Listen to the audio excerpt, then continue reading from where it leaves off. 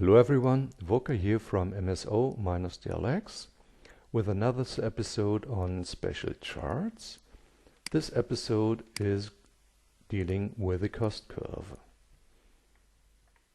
So I'm starting off with the original configuration, and we have a help facility with instructions and where I can insert quickly a worksheet with practice data. Data selected for click on cost curve chart. Alright, cost curve. Do I want a cost curve with fill color or outline only? So default is with fill color, and now I'm offered to undo. Undo is working just the same as for all other ones. So let's keep this chart.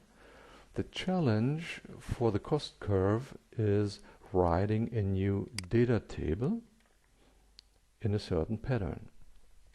For each value we need 4 rows like we have here, and sometimes I want to highlight certain data points, and let's say this one here, and let me show you how you can quickly manage. I'm copying the data, the 4 data rows for our highlight, and I expand the data range, and now the data point is highlighted.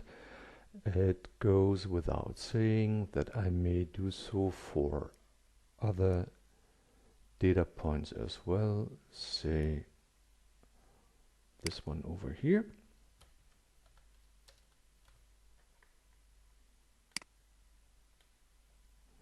And I may even expand to do more differential highlighting.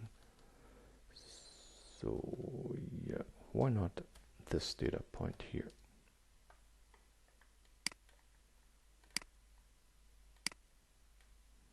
I have to extend the data table one more time, and now it's highlighted here. Remember, if you want to stay in control of where the new data table shall be written, you may configure it in the options, select target range, and this time I'll be asked where to write the new data table. I want to start over here. This time, for demonstration purposes, I'm choosing without fill color. Undo, no. Result is here.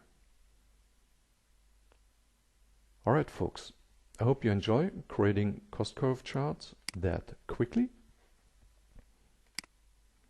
I'll follow up with episodes on the remaining charting functions. So long, Volker from MSO-dlx.